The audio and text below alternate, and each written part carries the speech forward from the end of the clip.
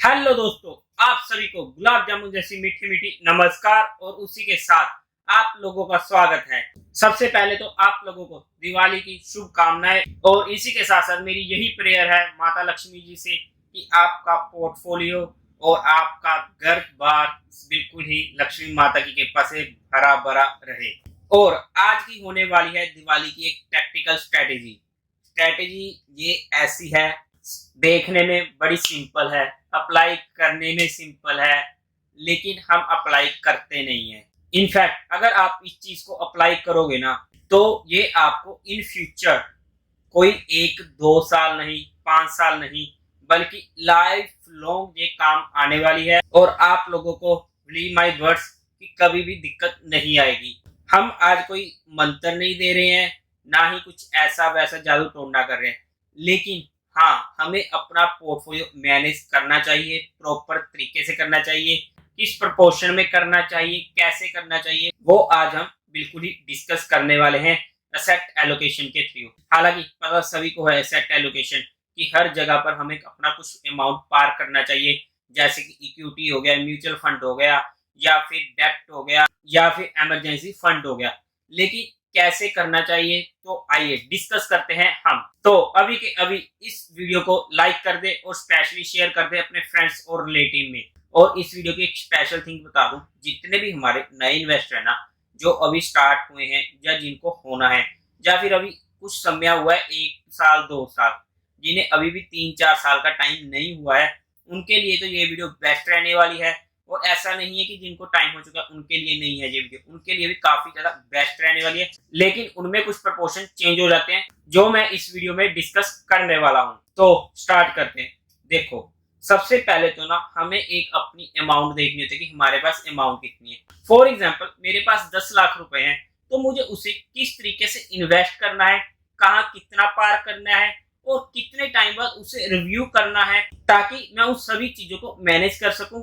तो उन सभी चीजों को हम वन बाय वन डिस्कस करने वाले हैं। तो सबसे पहले ना आपको इन्वेस्टिंग का पोर्शन छोड़ देना है कि मेरे पास तो कुछ रुपया है ही नहीं कि मुझे इन्वेस्टिंग करना है। चाहे मेरे पास 10 लाख रुपए हैं, लेकिन मुझे अभी उसमें से एक भी रुपया इन्वेस्टिंग के लिए नहीं रखना है। सबसे पहले मैं अपनी अलग चीजें जो इंपॉर्टेंट आ जाती है उन चीजों को देखूंगा।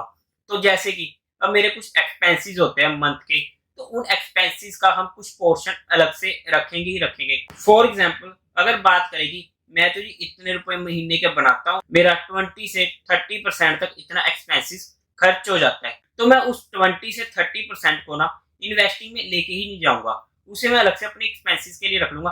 अब जहां पर हमारी एज के अकॉर्डिंग एक्सपेंसेस ऊपर नीचे हो सकते हैं, बिकॉज अगर हम जंग है तो हमारे एक्सपेंसेस काफी ज्यादा कम होते हैं। अगर आप फालतू के एक्सपेंसेस मत लगाओ कि हमें तो रात को कहीं और जाना है, दिन में कहीं और जाना है, चलो आज कहीं ट्रिप पे चल पड़ते हैं, या फिर अगर आप इन चीजों को एक्सपेंसेस नहीं लगाओगे ना, तो हम जंग लोगों की ना, जहां पर एक्सपेंसेस काफी ज्यादा कम हो जाते हैं, लेकिन वहीं पर जो एज्ड पीपल है उनके एक्सपेंसेस काफी ज्यादा बढ़ जाते हैं कि उन्हें घर पर भी, बच्चों के लिए भी खर्चा करना पड़ता है हर जगह पर। तो ये उनके अकॉर्डिंग आप मैनेज कर सकते हो। तो यहाँ पर मेरे अकॉर्डिंग 25% इनफ है अगर हम एक्सपेंसेस का पोर्शन अलग रख देते हैं। और इसी के साथ साथ ना एक हमारे पास इमरजेंसी फंड होना चाहिए। ये हम यंग पीपल्स के लिए भी है और वहां पर एज्ड पीपल्स के लिए भी है। यंग पीपल के लिए हम कह देते हैं कि चलो 5% तक आप अपना इमरजेंसी फंड रखो, कोई दिक्कत की बात नहीं है, क्योंकि उन्हें इतनी कोई मेजर दिक्कत नहीं आती है। लेकिन एज पीपल के लिए 10% मिनिमम इमरजेंसी फंड रखना जरूरी है। इसी के अलावा अगर हम बात करें कुछ मिसलेनियस खर्चे, कि अगर मान लो कि कुछ ऐसा वैसा हो जाए कि जो हमारे साथ रेगुलरली नहीं होते, लेकिन किसी मंथ में हमारे कुछ खर्चे एक्स्ट्रा हो रहे हैं, तो वहां पर हम कुछ पोर्शन अलग से रख सकते हैं। 2 से 3% इनफ होता है।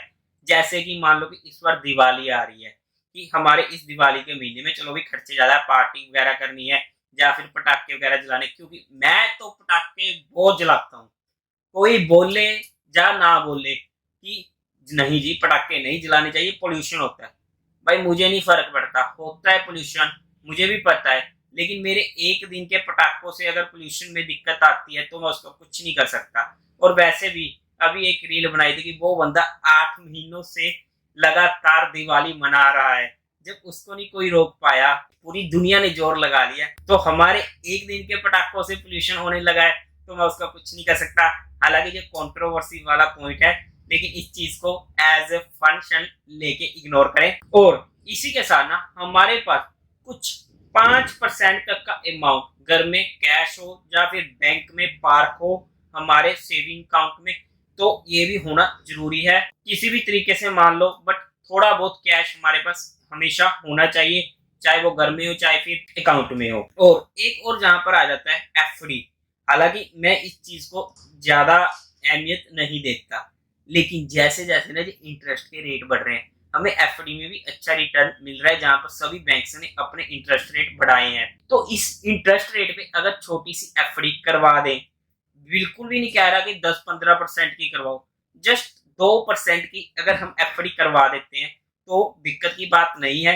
लेकिन ये अपने ऊपर है, हमने करवानी है या नहीं करवानी, क्योंकि इस टाइम ना जो इंटरेस्ट के रेट मिल रहे हैं काफी अच्छे मिल रहे हैं। तो बस इसी वजह से ना इस टैक्टिकल स्ट्रेटेजी में ये मैंने पॉइंट ऐड कर दिया है, वरना मैं इस पॉइंट को कभी भी ऐड नहीं करने वाला था। तो ये तो अपना जो 100% हमारे पास अमाउंट थी, उसका कुछ पोर्शन हमने जहां पर पार कर दिया, जो हमारे लिए सबसे ज्यादा जरूरी है। क्योंकि इन्वेस्टमेंट जब हम करने पर आते हैं, वो भी हमारे लिए जरूरी है, हमारे फ्यूचर के लिए, लेकिन वो हमारे पास सेकंड ऑप्शन आती है। क्योंकि कहते हैं ना कि जब कोई बंदा बीमार हो जाए, वो पहले अपने आप को ठीक करे, उसके बाद दूसरों की हेल्प करेगा। क्योंकि अगर वो खुद ही फिट एंड फाइन नहीं होएगा, तो दूसरों की कैसे टेक केयर करेगा। इसी वजह से अगर हमारे पास अपने लिए ही फंड नहीं होगा, तो हम अपनी इन्वेस्टमेंट के बारे में कैसे सोचेंगे। तो इन चीजों को भी हमारे लिए मैनेज करना जरूरी है। तो यहाँ पर अगर हम बात करते हैं, तो हमारा 100 में से 40 से 45% अगर हम यंग एज में तो इंक्लूड हो जाता है। लेकिन अगर हम वहीं पर कहें कि हमारी एज एडल्ट है, तो अप्रोक्स 60 से 65% वहां पर हमारा यहाँ इस पोर्शन में ऐड हो जाता है। ये हमें करना पड़ेगा, ये हमारी फर्स्ट प्रायोरिटी है। इसके बाद जब हम बात करते हैं, तब हम आते हैं इन्वेस्टमेंट के मेन पोर्टफोलियो में। जो भी हमारी अमाउंट बची है, ये कभी नहीं कहूंगा कि एकदम से आकर सारा का सारा उठा के माल गिरा दो मार्केट में, ऐसा कभी नहीं करना होता। लेकिन खैर ये हमारा टॉपिक अलग है, हमारी जो स्ट्रेटेजी है फंड को मैनेज करने की, हम उसी पे रहते हैं। तो हम इन्वेस्टमेंट कहाँ कहाँ कर सकते हैं। तो सबसे पहले अगर हम इन्वेस्टमेंट की बात करते हैं, तो हमारे पास आ जाता है रियल एस्टेट, कि हमने कोई प्रॉपर्टी वगैरह ले ली। लेकिन ऑब्वियसली वहां पर हर कोई बंदा इन्वेस्टमेंट नहीं कर सकता, क्योंकि वहां पर काफी मेजर अमाउंट हमें चाहिए होती है किसी भी प्रॉपर्टी वगैरह को लेने के लिए। तो अगर जहां पर हमारे पास अमाउंट लिमिटेड है, तो हम इस पोर्शन को अवॉइड कर देते हैं। बट अगर हमारे पास लिमिटेड अमाउंट है, हमारे पास कैपेसिटी है, तो हमें इस पोर्शन को अवॉइड नहीं करना चाहिए। लेकिन ऑब्वियसली अगर हमारे पास जहाँ पर अच्छी नॉलेज हो, या फिर हमें किसी अच्छे जिनके पास इनके बारे में पूरी नॉलेज हो, तो उनकी सलाह ले लेनी चाहिए। क्योंकि अगर कई बार गलत जगह पर हम प्रॉपर्टी ले ले, तो हमें काफी लॉस भी देखने को पड़ सकता है।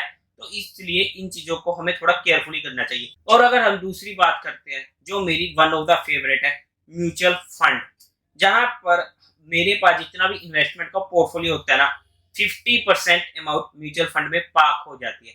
Not in a lump sum amount, but as a SIP, जो मेरी हर मंथ कटती रहती है। और कभी कभी कुछ मंथ ऐसे भी आते हैं जहां पर मैं एसआईपी टॉप अप कर देता हूँ। क्योंकि अगर मार्केट अच्छा करेक्ट हो जाता है किसी पॉइंट पे जाके, तो जितनी मेरी नॉर्मल एसआईपी कटती है ना, तो उसी का मैं एक्स्ट्रा अमाउंट उस महीने में एक्स्ट्रा ही कटवा देता हूँ। मतलब कि फॉर एग्जांपल अगर मेरी एसआईपी 10,000 पर मंथ कट रही है, तो वहां पर मैं अपना 10,000 एक्स्ट्रा कटवा देता हूँ, और वो मेरी उस मंथ की एसआईपी हो जाती है 20,000। अब म्यूचुअल फंड में भी डिफरेंट डिफरेंट फंड है। वो अब आपको अपना टाइम मैनेजमेंट, आपको अपना रिस्क फैक्टर, आपको अपने गोल्स कैसे अचीव करने, किस टाइप के गोल्स हैं, उनके अकॉर्डिंग प्रॉपर फंड सिलेक्ट करके ही आप वहां पर इन्वेस्टमेंट कर सकते हो। लेकिन एक अच्छे फंड मैनेजर की सलाह लेनी काफी ज्यादा जरूरी हो जाती है म्यूचुअल फंड में भी, ताकि हम किसी ऐसे फंड में इन्वेस्ट ना कर दे जहां पर हमें अच्छे रिटर्न ना मिले और वो इन्फ्लेशन को भी बीट ना कर पाए। और इसके बाद अगर हम इन्वेस्टमेंट की बात करते हैं, गोल्ड सिल्वर यानी कि कमोडिटी। अगर हम कमोडिटी में सबसे बेस्ट बात करें, तो गोल्ड ही हमारे पास सबसे बेस्ट ऑप्शन आता है। लेकिन वहां पर अगर हम बात करते हैं, तो हमारे टोटल पोर्टफोलियो का, इन्वेस्टमेंट के पोर्टफोलियो का 5% मैक्सिमम अमाउंट ही गोल्ड में एलोकेट होना चाहिए। और बेस्ट होता है गोल्ड में एलोकेट करने का SDG बॉन्ड, जहां पर हमें गोल्ड पर तो जो इन्वेस्टमेंट होते हैं उसके अकॉर्डिंग रेट जो भी बढ़ता रहता है वो तो बढ़ेगा ही, और साथ में हमें एक्स्ट्रा इंटरेस्ट भी मिलता रहता है।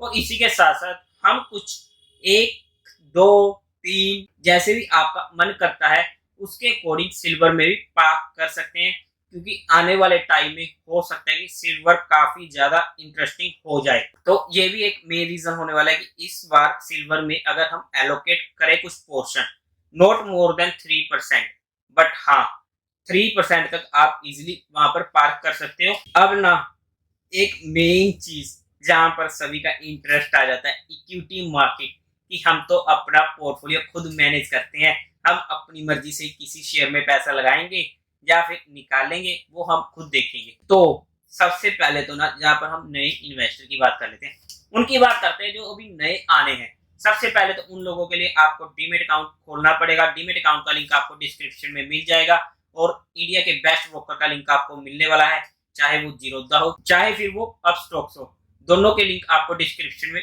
मिल जाएंगे। अब जो मैंने ये बात करी है ना इक्विटी या कैश मार्केट की, जो ये नए इन्वेस्टर है ना, अगर आपको आने वाले टाइम में इन्वेस्टिंग करनी है तो आपको ना मानना पड़ेगा कि 3 साल आप लॉस में लेके जाने वाले हो। जरूरी नहीं है, बट कंडीशनें यही होती हैं कि देखो जो भी नया इन्वेस्टर आता है इमोशंस और पेशेंस पर कंट्रोल नहीं कर पाता। आपके पास जितनी मर्जी नॉलेज हो कोई फर्क ही नहीं पड़ता, आप जितना मर्जी बेस्ट शेयर निकाल लो, आपको पता है कि ये ब्रेकआउट दे रहा है, आपको हर स्ट्रेटेजी मालूम है थियोरेटिकली, लेकिन जब आप उसको प्रैक्टिकल में करते हो ना तो वहां पर आपके साथ दो मेजर फैक्ट आ जाते हैं, इमोशंस और पेशेंस। जो ये दोनों मेजर इंपैक्ट पड़ते हैं ना, ये आपके पोर्टफोलियो में दिक्कत देनी शुरू कर देते हैं, और ये ना एकदम से नहीं कंट्रोल में आते, इनको टाइम लगता है कंट्रोल करने में, और वहां पर आपको 2 से 3 साल लग जाते हैं।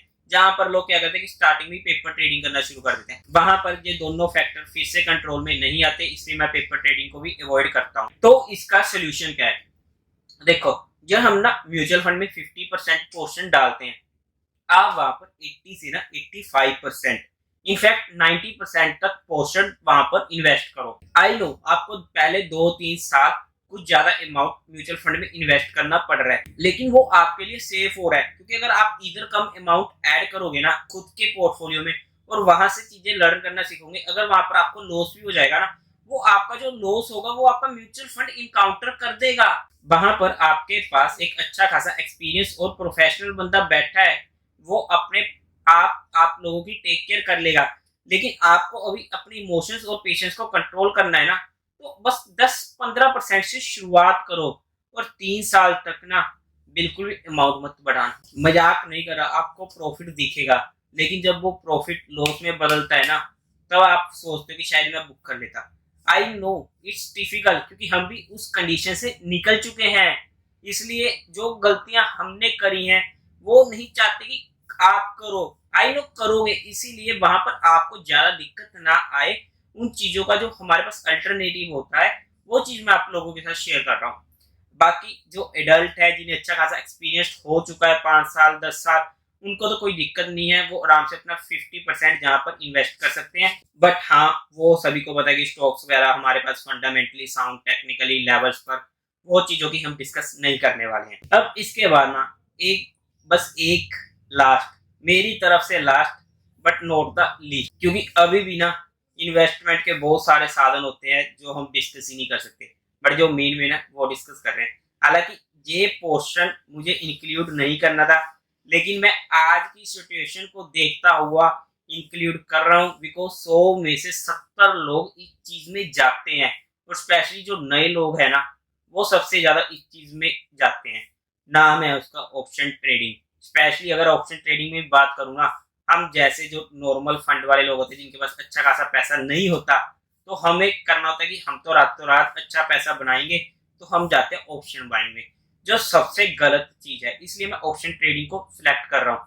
तो देखो जितने भी नए इन्वेस्टर हैं आपने 80 से 85% म्यूचुअल फंड में लगा दिया, बाकी आप कैश मार्केट में काम कर रहे हो, तो मैं यहाँ पर ऐसे तो बोल नहीं सकता। खबरदार अगर तुम लोग ऑप्शन ट्रेडिंग में आए तो अभी तुम्हारे पास टाइम है, तुम लोग पहले कैश मार्केट को सीखो। ऑब्वियसली ऐसा तो मैं कह नहीं सकता, लेकिन हाँ, हाथ जोड़कर आप लोगों से रिक्वेस्ट करता हूँ, जब तक आपको अच्छा एक्सपीरियंस नहीं हो जाता तब तक आप ऑप्शन ट्रेडिंग से दूर रहें। कहते हैं ना कि एक नशे की जो लत होती है कि अगर वो लग जाए ना तो छूटती नहीं है। सेम कंडीशन स्टॉक मार्केट में ऑप्शन ट्रेडिंग से है। अगर इसकी लत लग जाती है ना तो छूटती नहीं है, लेकिन ये लोगों का गरबा छुड़वा देती है। इसलिए जितने भी नए इन्वेस्टर हैं जिन्हें एटलीस्ट 5 साल का टाइम नहीं हुआ है, वो ऑप्शन ट्रेडिंग से दूर रहें। ये सिर्फ मैं आप लोगों का एक छोटा सा भाई बन के बता रहा हूँ। तो कृपया देवियों और सज्जनों, अगर आप नए इन्वेस्टर हैं तो प्लीज ऑप्शन ट्रेडिंग से दूर रहें। लेकिन हाँ, जिनको अच्छा खासा एक्सपीरियंस हो चुका है और उनके पास अमाउंट अच्छी खासी है, तो 30 से 35% वो इजीली अपना कैश मार्केट में काम करके बाकी 10 से 15% को ऑप्शन ट्रेडिंग में यूज कर सकते हैं। अब ऑप्शन ट्रेडिंग में भी आगे दो पार्ट आ जाते हैं, option selling, option buying. Option buying में हमारे पास रुपए कम लगते हैं, ऑप्शन सेलिंग में ज्यादा लगते हैं, लेकिन वहीं पर ऑप्शन बाइंग में हमें प्रॉफिट होने की प्रोबेबिलिटी कम होती है और ऑप्शन सेलिंग में प्रॉफिट होने की प्रोबेबिलिटी हमारे पास इंक्रीज हो जाती है। तो देखो, ऑप्शन बाइंग में सिर्फ तभी प्रेफर करता हूँ जब आपको श्योर शॉट कॉल हो। आई नो मार्केट में श्योर शॉट कुछ नहीं होता, लेकिन अगर हमारे पास 90% से ज्यादा प्रोबेबिलिटी है, हाँ चीजें लेवल पर है जहां पर हम ऐड कर सकते हैं, तो वहां पर ऑप्शन बाइंग करो। क्योंकि आई नो आपको महीने में 5-6 कॉल्स ही ऐसी मिलेगी जो आप ऑप्शन बाइंग के थ्रू कर सकते हो, तो वही करो, बेस्ट है। उसके अलावा कुछ ना करो ऑप्शन बाइंग में, दिक्कत की बात ही नहीं है। आप ओवरऑल अच्छे खासे प्रॉफिट में रहने वाले हो। लगातार डेली 10 से 15 कॉलें उठानी ऑप्शन बाइंग में, ना ये हमारे लिए स्टेबल होता है, ना ही ये हमारे पोर्टफोलियो के लिए, हमारी सेहत के लिए। तो इसलिए ना हम जहां पर अपना 10 से 15% ऑप्शन सेलिंग में डालते हैं और बाकी 5% को हम ऑप्शन बाइंग में लेके चलते हैं। ऑप्शन बाइंग में मैं 5% से कहूँ तो 2-3% ही मोर देन इनफ होता है, क्योंकि वहां पर हमें ज्यादा पैसे लगाने की जरूरत ही नहीं पड़ती और अच्छा खासा हमें इन द मनी लॉट मिल जाता है। तो ये चीजें तो मैंने आप लोगों के साथ डिस्कस कर ली कि हमें कहां पर कितना पोर्शन इंक्लूड करना चाहिए। आई नो आप लोग समझ गए होंगे। अगर आप लोग नहीं समझे हो ना तो एक बार दोबारा से वीडियो देखना और इसका कॉपी पेन लेके बैठना और खुद अपने कोडिंग उस कोडिंग में अपनी अमाउंट डालना, तो आपको वहां पर काफी ज्यादा हेल्प मिल जाएगी। लेकिन एक बात अभी भी इस वीडियो की मेन रहती है, हमें रिव्यू कैसे करना है और कब करना है, वो हम इसे लास्ट पार्ट में डिस्कस करते हैं। सबसे पहले ना, अगर आप इन चीजों को करोगे आपको कुछ फर्क ही नहीं पड़ने वाला। आप 1 साल तक देखोगे ना, चीज काम की नहीं है यार, बेकार चीज है। सर कैसी बेकार सी स्ट्रेटेजी दी है, कुछ नहीं फर्क पड़ रहा इससे। 1 साल हो गए यूज करते हुए, 2 साल हो गए यूज करते हुए, कोई फर्क ही नहीं पड़ रहा इससे। तो ना, एक मैं आपको रियल एग्जांपल दे रहा हूँ जो मैंने प्रैक्टिकली फील किया है। क्या होता है ना कि आजकल जब हम गवर्नमेंट एग्जाम्स की तैयारी करते हैं तो वहां पर हर पेपर में मोस्टली करंट अफेयर्स का पोर्शन आता ही आता है। और ना कुछ लोग क्या होता है कि सुबह से लेकर रात तक करंट अफेयर पढ़ते रहते हैं। तो वहां पर ना एक जो सिंपल सी स्ट्रेटेजी होती है करंट अफेयर की, ये होती है कि आप डेली 15 से 20 मिनट सुबह चाय के वक्त बस पढ़ो पढ़ो, सिर्फ पढ़ना है, ना कुछ नोट करना है। एक कान से सुनो, दूसरे कान से निकालो, वो वाली बात करनी होती है। आप लगातार उसको एक हैबिट बना लो, आपको कोई फर्क नहीं पड़ने वाला, कुछ नहीं होगा। आप 1-2 महीने बाद एग्जाम दोगे, कोई फर्क नहीं पड़ेगा। लेकिन जब वो आप लगातार चीज करोगे ना 1 साल 2 साल, और जब उसके बाद एग्जाम देने जाओगे ना, आपको करंट अफेयर का जब क्वेश्चन आएगा ना, तो वहां पर आपको ऑप्शन पढ़ने की भी जरूरत नहीं होती। आपके दिमाग में तभी के तभी आंसर आ जाता है, हाँ इस क्वेश्चन का ये आंसर है। आई नो आपने चाहे वो कितने टाइम पहले पढ़ा हो, लेकिन वो ऑटोमेटिकली आ जाता है। ये चीज मैंने प्रैक्टिकली खुद फील की है। तो ना यही चीज होती है इसमें भी, कि अगर आप इसको लगातार करोगे ना तो आपको आने वाले फ्यूचर में काम आने वाली है। इसलिए इन छोटी छोटी चीजों को हम इग्नोर नहीं कर सकते। लेकिन अगर हम जहां पर रिव्यू की बात करते हैं तो देखो, अगर हमारा ऑप्शन ट्रेडिंग वाला पोर्टफोलियो है जो सिर्फ जो एक्सपीरियंस लोगों के लिए है, तो ना वहां पर हमें एटलीस्ट 1 मंथ के बाद रिव्यू करना जरूरी है। बिकॉज जो हमारा वहां पर ऊपर नीचे हो चुका है ना परसेंटेज वाइज, क्योंकि अगर मान लो कि हमें ऑप्शन ट्रेडिंग में अच्छा खासा प्रॉफिट हो चुका है, तो वहां पर हमारी अमाउंट परसेंटेज के अकॉर्डिंग काफी ज्यादा बढ़ चुके हैं, तो उसको निकाल लो वहां से और बाकी चीजों में पार करो। तो वहां पर 1 महीने बाद आप इजीली वहां पर रिव्यू कर सकते हो। लेकिन जी हम तो नए इन्वेस्टर हैं, हम तो ऑप्शन बाइंग ही करेंगे, तो उसका मैं कुछ नहीं कर सकता। तो हमें वहां पर एक बस जहां पर अल्टरनेटिव लगा देते हैं कि जो 1 मंथ के बाद रिव्यू करना होता है ना, तो 1 वीक पर ही आप रिव्यू करो और जो भी प्रॉफिट होता है एटलीस्ट उसे बुक करके कैश मार्केट में या फिर म्यूचुअल फंड में पार्क करना शुरू करो। इसी के साथ साथ जो हमारे बाकी इन्वेस्टमेंट के पोर्टफोलियो हैं, मेन तो बस वही हो गया म्यूचुअल फंड और प्लस कैश मार्केट का, उसे एटलीस्ट 6 मंथ और 1 ईयर के बाद रिव्यू करना काफी ज्यादा जरूरी हो जाता है। और उन्हीं के साथ साथ अपनी गलतियों को भी नोट करना जरूरी हो जाता है कि कहीं मैंने कोई गलती तो नहीं करी है। खैर गलती वाले पोर्शन को छोड़ देते हैं, वो बात की बातें हैं। तो वहां पर भी हमें 1 साल या 6 महीने बाद अपना पोर्शन रिव्यू करना जरूरी हो जाता है। जो भी ऊपर नीचे हुआ है हम उसे मैनेज करके बराबर एक ही लेवल पर ले आए। ये होता है हमारे पोर्टफोलियो को रिव्यू करना ताकि वो बैलेंस्ड रहे। म्यूचुअल फंड वाला जो पोर्टफोलियो है कि इक्विटी में कुछ पोर्शन है, डेब्ट में कुछ पोर्शन है, वो आप जब अपने फंड मैनेजर के साथ कांटेक्ट में रहते हैं तो वो आपकी हेल्प कर देते हैं कि हाँ जी जहाँ पर आपका पोर्शन बढ़ चुका है हम जहाँ पर इसको रिव्यू कर देते हैं, अगर आपको हो गए तो वहां पर हमें इतनी दिक्कत नहीं होती। फाइनली आई होप ये स्ट्रेटेजी आपको काफी ज्यादा अच्छी लगी होगी। अगर अच्छी लगी है तो प्लीज कमेंट करके जरूर बताइएगा और इस वीडियो को शेयर करना तो बिल्कुल भी मत भूलिए। और साथ ही साथ आप अपना प्यार दिखाए और चैनल को सब्सक्राइब करें और साथ ही साथ बेल आइकन पर भी क्लिक करें। थैंक यू वेरी मच और wish you a very very happy Diwali.